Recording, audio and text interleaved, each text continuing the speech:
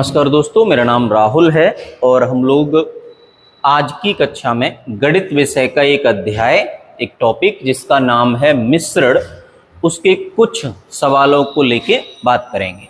चलिए तो बिना वक्त गवाए सीधी बात करते हैं सवालों के माध्यम से।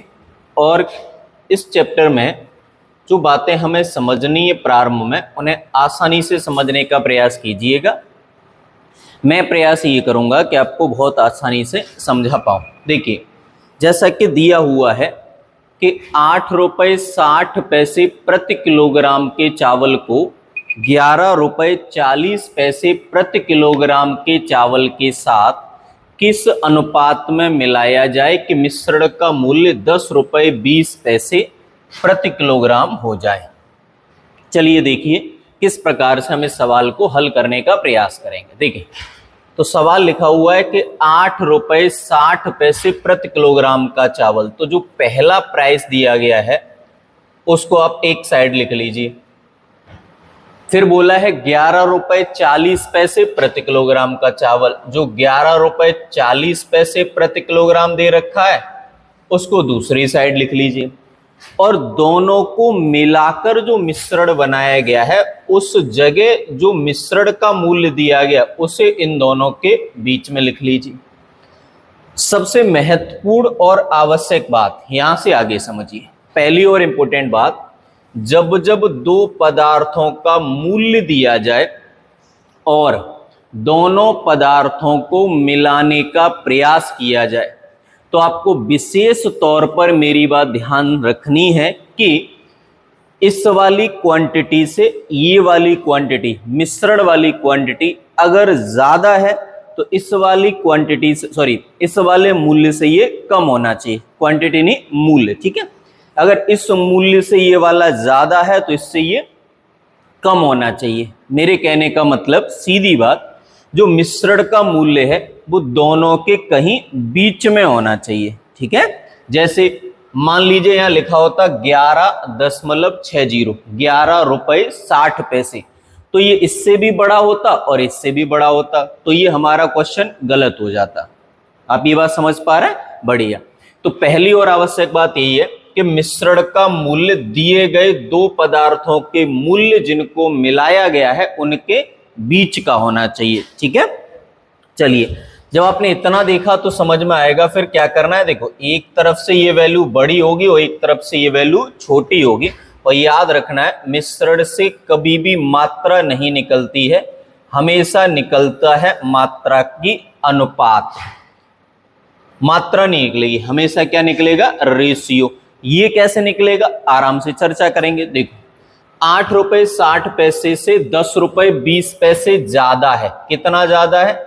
1 रुपये 60 पैसे। 11 रुपये 40 पैसे से 10 रुपये 20 पैसे कम है। कितना कम है? 1 रुपये 20 पैसे। दोबारा समझना, देखो, इन दोनों में ये बड़ा है तो इसमें से ये घटा दो, इन दोनों में ये बड़ा है तो इसमें से ये घटा दो। समझ गए ना? कुल मिला के क्या है? देखो, इन दोनों में ये बड़ा, इसमें से ये घटाया, ये आ गया। इन दोनों में ये बड़ा, इसमें से ये घटाया, ये आ गया। क्लियर? अब अनुपात में क्या होता है कि समान वैल्यू, मतलब ऐसी संख्याएं जो सम विभाजित की जा सके तो कर सकते हैं। जैसे 40 से ये कट जाएगा आपका 3 बार और 40 से ये कट जाएगा 4 बार, क्योंकि दशमलव दोनों जगह समान है तो दशमलव से दशमलव पहले ही विभाजित हो गया है। तो इससे ये स्पष्ट होगा, हम लोगों का जवाब 3:4 आएगा। क्लियर हुआ आपको? चलिए, एक और सवाल के जरिए मैं ये बात आपके सामने पुनः रखने का प्रयास करता हूं। ध्यान से देखिएगा दोबारा, ठीक है। लिखा है कि एक पंसारी 2 प्रकार की चाय जिनका क्रय मूल्य क्रम से 15 रुपये और 20 रुपये प्रति किलोग्राम है, उनको किस अनुपात में मिलाया जाए कि मिश्रण का क्रय मूल्य 16 रुपये 50 पैसे प्रति किलोग्राम हो जाए। फिर वही बात है, ध्यान से सुनिएगा। मैंने आपको 2 बातें बताई थी, फिर बताऊंगा। देखो, पहली प्रकार की चाय का मूल्य है 15 रुपये प्रति किलोग्राम। दूसरे प्रकार की चाय का मूल्य है 20 रुपये प्रति किलोग्राम। और दोनों को मिलाकर जो आपने मिश्रण तैयार किया है वहां चाय का मूल्य है 16 रुपए 50 पैसे प्रति किलोग्राम। मैंने क्या सिखाया, फिर से समझो। एक चाय का मूल्य, दूसरा चाय का मूल्य, दोनों प्रकार की चाय को मिलाकर बनाए गए मिश्रण का मूल्य। तो ये वाला मूल्य जो मिश्रण का मूल्य है, इधर से बड़ा तो इधर से छोटा होना चाहिए। अगर दोनों ही मूल्यों से मिश्रण का मूल्य बड़ा है तो सवाल गलत हो जाएगा, दोनों ही मूल्यों से मिश्रण का मूल्य छोटा है तो भी सवाल गलत हो जाएगा। क्या ये बात मैं आपके सामने स्पष्ट करने में सक्षम हो पा रहा हूं? बिल्कुल हो पा रहा हूं, बहुत बढ़िया। तो 15 से 16.5 कितना बड़ा हो गया? 1.50।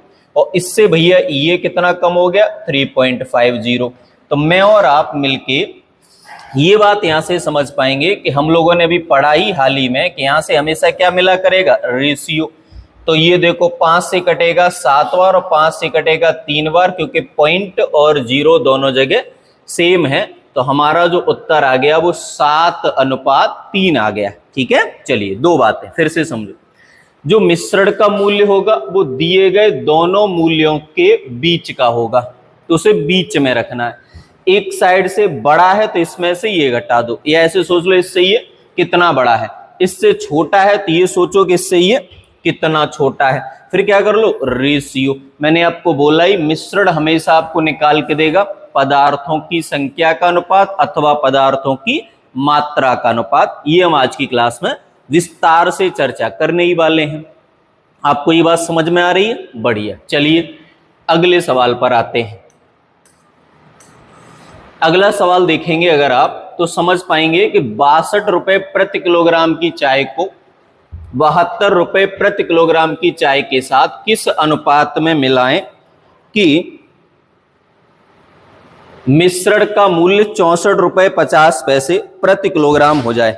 आराम से समझना। अब देखो, तो एक प्रकार की चाय का मूल्य है 62 रुपए प्रति किलोग्राम। आराम से समझना, फिर से वही सवाल है, मैं बड़े धीरे धीरे समझाने का प्रयास करूंगा। दूसरे प्रकार की चाय है बाबूजी 72 रुपए प्रति किलोग्राम, और दोनों प्रकार की चाय को मिलाकर जो चाय बनाई जाती है वो कितनी है? 64 रुपए 50 पैसे प्रति किलोग्राम। ठीक, फिर वही बात, दोनों प्रकार के मूल्यों से मिश्रण का मूल्य एक तरफ से बड़ा हो तो दूसरी तरफ से छोटा हो। अगर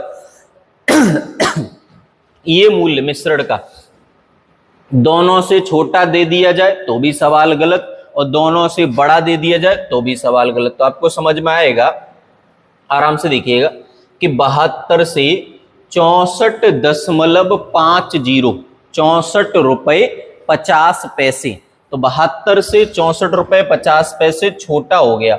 आप घटाएंगे तो ये कितना आ जाएगा? 7.50। ठीक है ना, और इससे ये बड़ा है। बस इतना ध्यान रखना है बेटा कि हमें डिफरेंस निकालना है। डिफरेंस मतलब देखो, इन दोनों में ये बड़ा है तो इसमें से ये घटा दो, इन दोनों में ये बड़ा है तो इसमें से ये घटा दो। तो यहां से मुझे और आपको समझ में आएगा कि कभी भी क्वांटिटी नहीं मिलती है, यहां से मिलता है क्वांटिटी का रेशियो।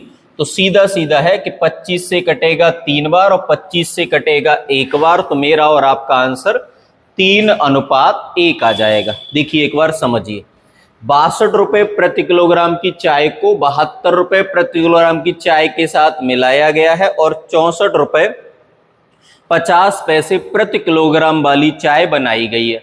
तो 62 से 64 रुपए 50 पैसे कितना हो जाएगा? 2.50 ज्यादा है, और इन दोनों में बेटा ये ज्यादा है, तो इन दोनों में भैया ये ज्यादा है तो इसमें से ये घटा लो, और इन दोनों में ये ज्यादा है तो इसमें से ये घटा लो। फिर क्या करना है? अनुपात के अंतर्गत समान वैल्यू अगर समान संख्या से विभाजित हो रही है तो कर देते हैं। जैसे दोनों ही संख्याओं में 2 अंक पहले दशमलव है, तो दशमलव का कोई विशेष महत्व रहा नहीं। ठीक है, दशमलव का कोई इस विशेष महत्व रहा ही नहीं, क्योंकि दोनों ही जगह समान है तो हट गया। सीधा सीधा 0 से 0 कट गया, 25 से 3 बार, 25 से 1 बार, और उत्तर आ गया 3:1। स्पष्ट हुई बात आपको? बढ़िया। तो प्रारंभिक 3 सवालों में मैंने आपके सामने इस टॉपिक का बेसिक समझाने का प्रयास किया है। चलिए आगे देखिए, अगला लिखा है कि 12 रुपए प्रति लीटर के दूध के साथ पानी किस अनुपात में मिलाया जाए कि मिश्रण का मूल्य 8 रुपए प्रति लीटर हो जाए। देखो समझना, अब यहां बोला गया है कि दूध में पानी मिलाना है, दूध की कीमत 12 रुपए प्रति लीटर, ठीक है ना। पानी की कीमत पता नहीं तो पानी फ्री है, फिर अगर पता नहीं है तो फ्री है।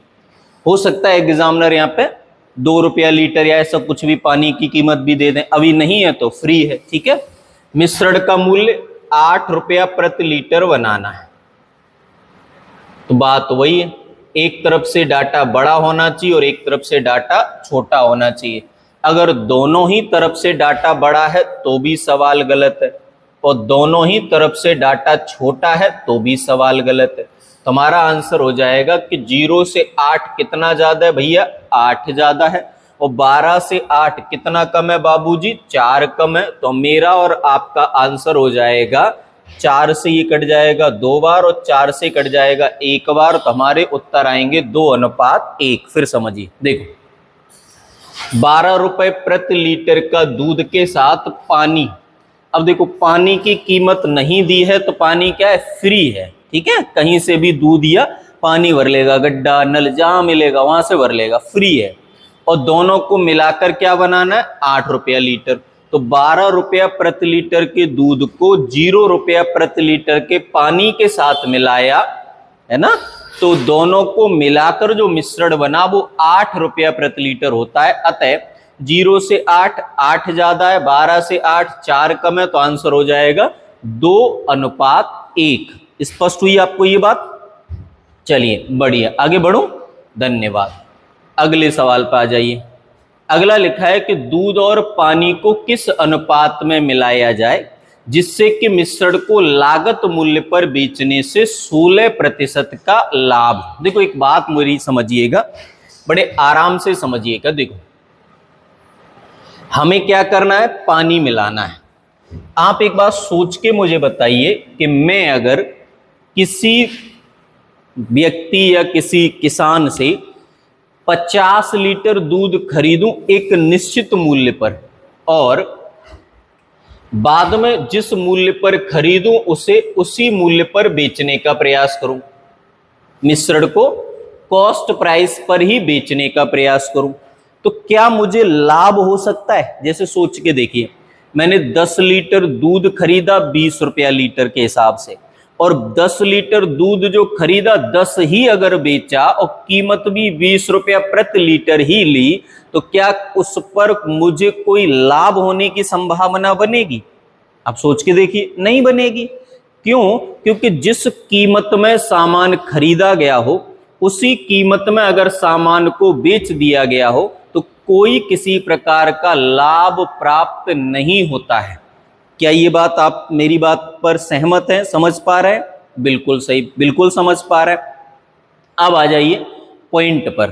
पॉइंटेड बात क्या है कि अगर मैं उसमें ऐसा करूं, आराम से मेरी बात को समझिएगा, कि अगर मैं 20 लीटर दूध खरीदूं, जस्ट एन एग्जांपल मान लीजिए, और उसमें अगर मैं 5 लीटर पानी मिला दूं और बेचूं क्रय मूल्य पर ही, क्रय मूल्य पर ही बेचने का तात्पर्य सुनिएगा कि मैंने 20 लीटर दूध खरीदा 10 रुपया लीटर, मान लीजिए, ऐसे एक एग्जांपल है, आप समझ लेंगे तो ये सवाल आपके समझ में आ जाएगा।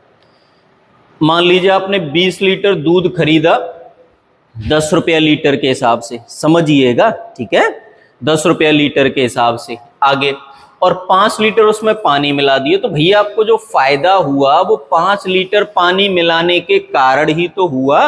अगर आप ये 5 लीटर पानी न मिलाते तो आपको लाभ क्या होता?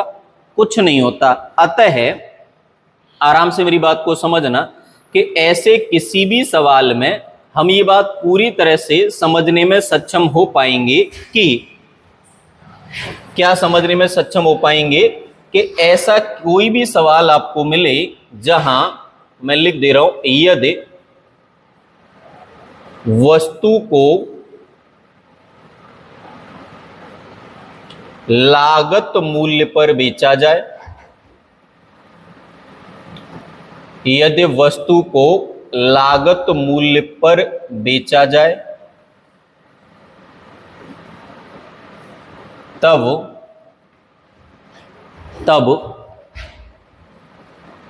प्राप्त लाभ, ठीक है, प्राप्त लाभ कहां से निकाला जा सकता है? मिलाई गई मात्रा से।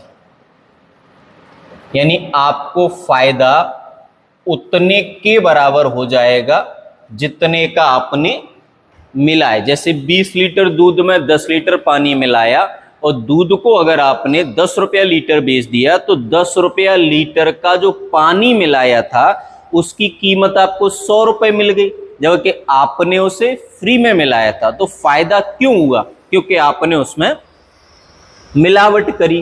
तो यहां से हम ये बात समझ गए कि ऐसे किसी भी सवाल में जो मिलाई गई मात्रा होगी वही लाभ का काम करेगी। जैसे यहां अब इस सवाल में बोला इन्होंने कि इन्होंने दूध को क्रय मूल्य पर बेचा और इनको हुआ 16% लाभ। 16% लाभ का मतलब हो गया बेटा 16/100, ठीक है।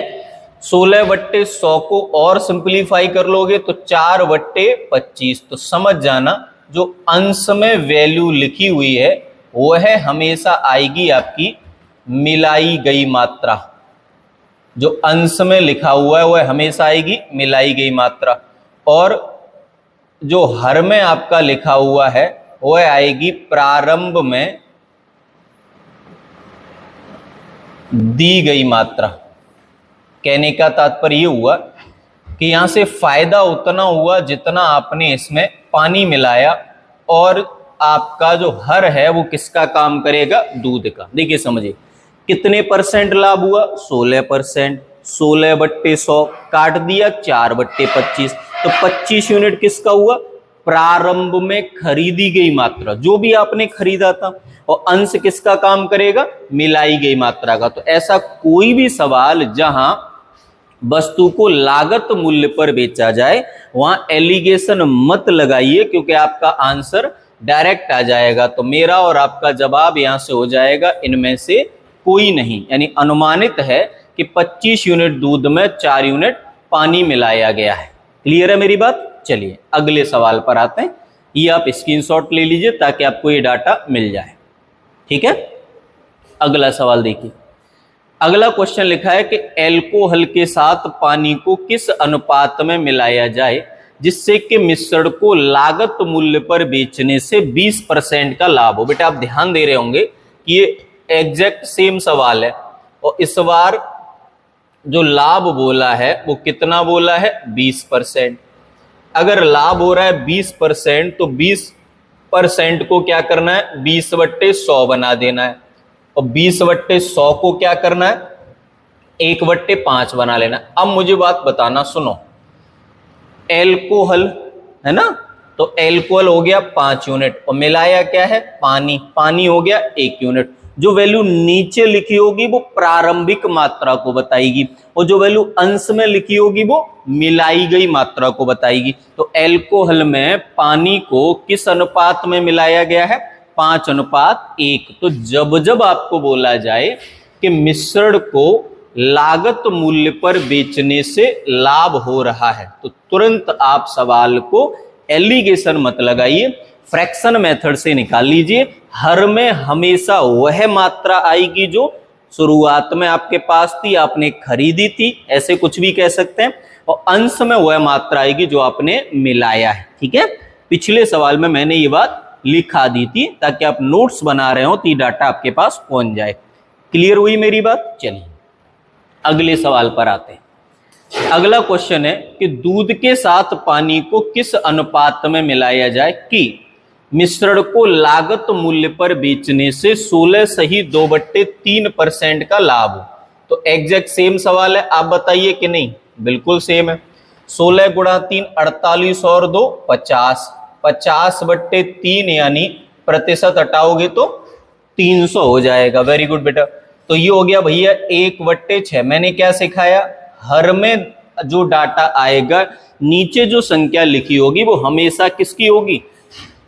किसकी? दूध की। जो पदार्थ आपके पास प्रारंभिक रूप से दिया गया है। तो अंश में जो वैल्यू आएगी वो किसकी आएगी? मिलाई गई मात्रा की। तो दूध में पानी किस अनुपात में मिलाया है बाबूजी? 6:1 में। स्पष्ट हुआ? क्योंकि वो सवाल दोहरा दिया 2 बार, तो आपको अब उतनी समस्या रही नहीं होगी। ठीक है, अगर समस्या फिर भी रहे तो आप मुझे बताएं। देखिए आगे दोबारा से अगला सवाल लिखा हुआ है, ध्यान से देखना है कि 7.20 प्रति किलोग्राम के चावल को 5.70 प्रति किलोग्राम के चावल के साथ, देखो लिखा हुआ है कि 7.20 प्रति किलोग्राम के चावल को 5.70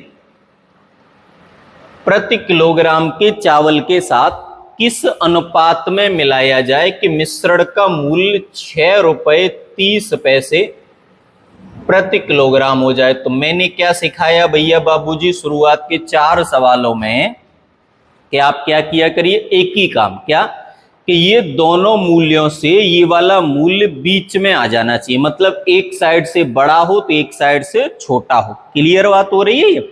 और यहां से हमें कभी भी किसी भी सवाल में मात्रा नहीं मिलेगी, हमेशा मिलेगा मात्रा का अनुपात। कैसे निकालेंगे?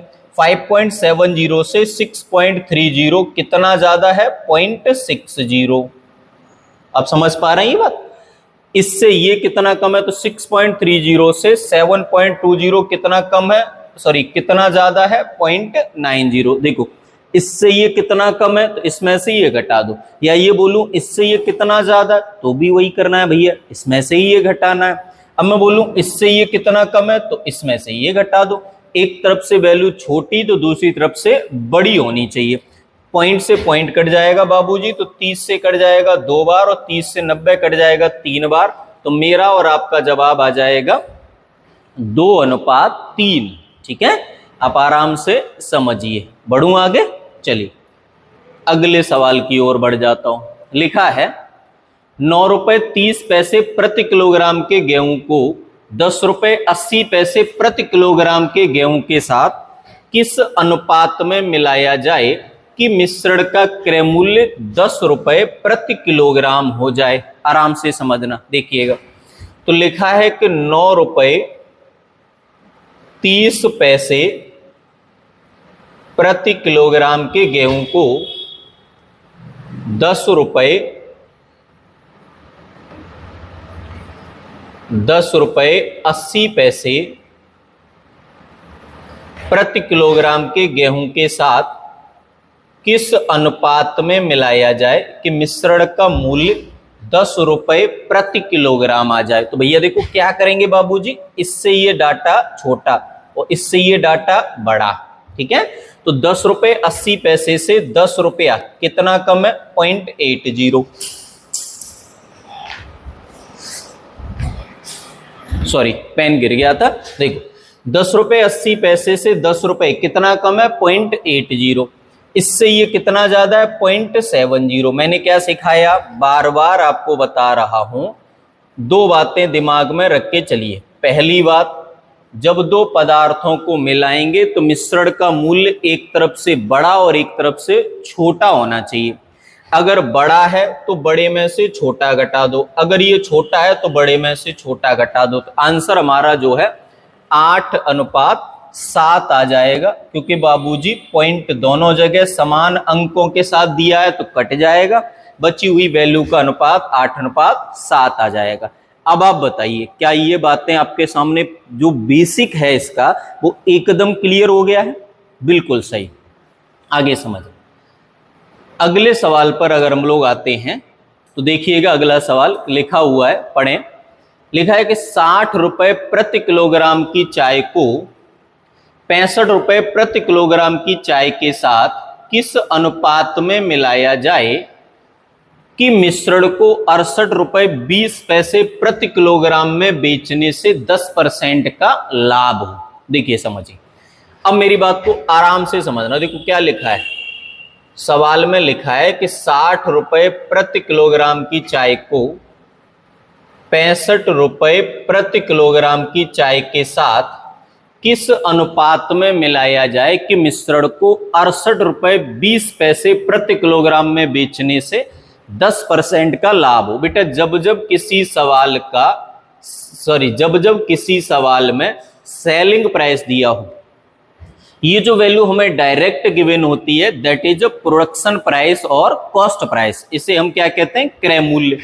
तो अगर ऐसा कोई भी सवाल आपको मिलेगा तो आपको मिश्रण का प्रयोग करते समय वहां भी क्या लगाना होगा, क्रय मूल्य, और ये क्या है, विक्रय मूल्य। अब हम समझेंगे कि विक्रय मूल्य को क्रय मूल्य में कैसे बदलते हैं, क्योंकि बगैर उसको बदले ये सवाल नहीं होगा। कैसे नहीं होगा, देखो मान लीजिए मैं 68 रुपया 20 पैसा यहां रख दूं, तो आप ये बात समझ चुके हैं कि 60 से भी ज्यादा है और 65 से भी ज्यादा है, तो सवाल हो जाएगा भैया मेरे गलत, है कि नहीं।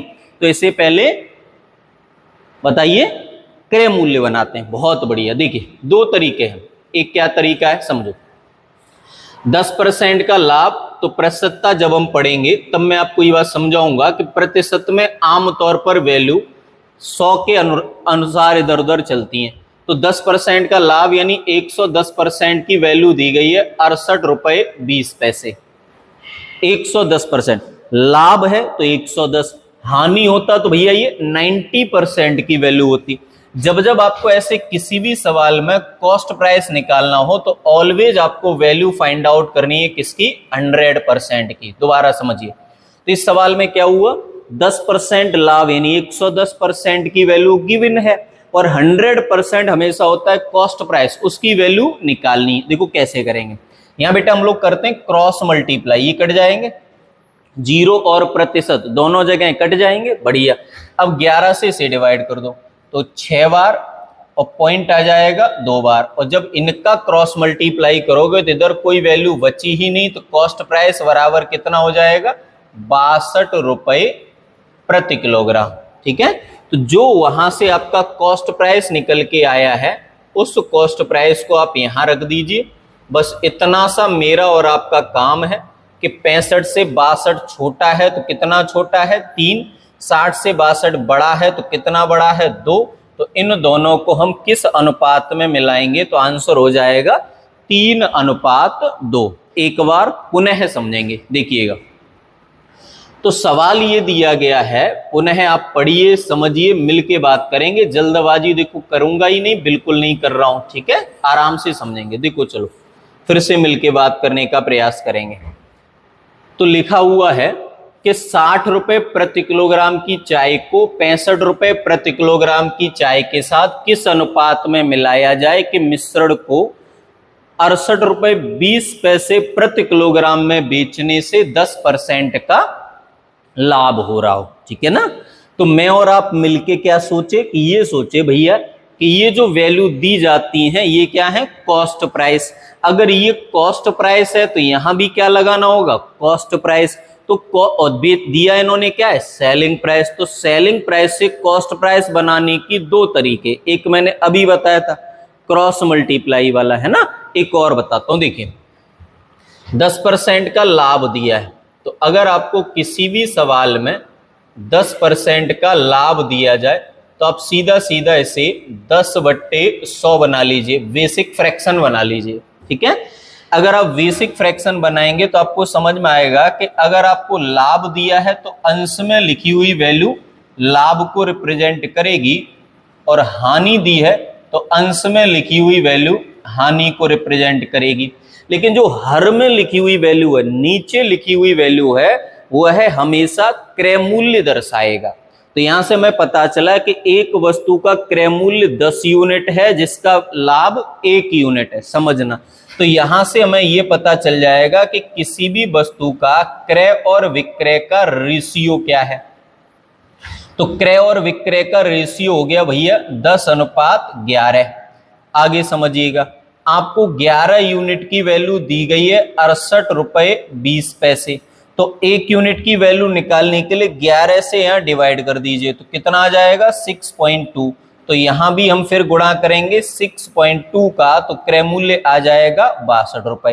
लेकिन क्या है ना, मुझे ठीक लगता है क्रॉस मल्टीप्लाई, आराम से हो जाता है। 10% यानी 110 की वैल्यू दी गई है, 100% की निकालनी है। अब ये आपके ऊपर है कि आप ये वाला तरीका अपनाएंगे या पिछला वाला, ठीक है। तो इसको जब हमने मध्य में रखा तो 60 से 62 2 ज्यादा, 65 से 62 3 कम, अतः हमारे सवाल का जवाब आया 3:2। क्लियर हुई मेरी बात आपके सामने? चलिए अब मैं बढ़ता हूं इससे आगे अगले सवाल पर, ठीक है। चलिए अगला सवाल देखते हैं। अगला क्वेश्चन है कि 7 रुपए 10 पैसे प्रति किलोग्राम के चावल को 9 रुपए 20 पैसे प्रति किलोग्राम के चावल के साथ किस अनुपात में मिलाया जाए कि मिश्रण का क्रय मूल्य। अब देखो यहाँ क्रय मूल्य दिया है तो डायरेक्ट लग जाएगा, ये बातें समझाने के लिए बार बार सवालों को लिया गया है। 7 रुपए 10 पैसे प्रति किलोग्राम के चावल को 9 रुपए 20 पैसे प्रति किलोग्राम के चावल के साथ किस अनुपात में मिलाया जाए कि मिश्रण का क्रय मूल्य 8 रुपए प्रति किलोग्राम हो जाए। तो क्या करना है, क्रय मूल्य दिया है, अभी पिछले सवाल में सीखे थे कि अगर कहीं विक्रय मूल्य दे दिया रहे तो आपको क्रय मूल्य निकालना पड़ेगा। यहां तो बाबूजी पहले ही क्रय मूल्य दिया है, तो अगर क्रय मूल्य ही दिया है तो कुछ निकालने बनाने की जरूरत है नहीं, केवल उसको मध्य में रखना है, हाँ या ना। बढ़िया। अब देखो तो 7 रुपए 10 पैसे से 8 रुपए प्रति किलोग्राम कितना ज्यादा हो गया, 0.90, और 9 रुपए 20 पैसे से 8 रुपए कितना हो गया, 1.20 कम। देखो इससे ये ज्यादा है, कितना ज्यादा है, 0.90। इससे ये कम है, कितना कम है, तो बिल्कुल आपको पता चला 1.20। अब मैंने क्या बोला, समान वैल्यू होती है, कट जाए तो काट दो, जैसे यहाँ पॉइंट से पॉइंट कट जाएगा और 30 से ये कट जाएगा 4 बार और 30 से ये कट जाएगा 3 बार, यानी हमारे सवाल का जवाब आ जाएगा 4:3। चलिए तो यहां तक मैं आपको ये बातें समझा पाया हूं, ठीक है। चलिए अगले सवाल पर आ जाते हैं। अगला क्वेश्चन है कि एक पंसारी 2 प्रकार की दालों का प्रति किलोग्राम मूल्य 15 और 20 है, किस अनुपात में मिलाए कि मूल्य 16 रुपए 50 पैसे प्रति किलोग्राम हो जाए। आराम से मेरी बात को समझने का प्रयास कीजिएगा, ठीक है। देखो एक प्रकार की दाल का मूल्य कितना है, 15 रुपए पर केजी। दूसरे प्रकार की दाल का मूल्य कितना है, 20 रुपए पर केजी। और दोनों प्रकार की दाल का मूल्य कितना है, 16 रुपए 50 पैसे पर केजी। तो यहां से फिर हम लोग ये समझ पाएंगे कि 20 से ये कम है, तो सीधी बात कितना कम है, तो 20 में से 16.50 को घटा दीजिए। 15 से ये ज्यादा है तो फिर सीधी बात कितना ज्यादा है, तो 1.50 आ गया, ठीक है। फिर हमने क्या सीखा है बाबूजी भैया जी कि यहां से कभी भी क्वांटिटी नहीं निकलेगी, निकलेगा क्वांटिटी का रेशियो। तो देखो दोनों जगह दशमलव सेम है, दशमलव से दशमलव कट गया, 5 से कटेगा 7 बार, 5 से कटेगा 15 3 बार, तो मेरा और आपका जवाब भैया जी 7:3 आ जाएगा। क्या ये बातें कहने में स्पष्ट हुआ? मैं बढ़िया। देखो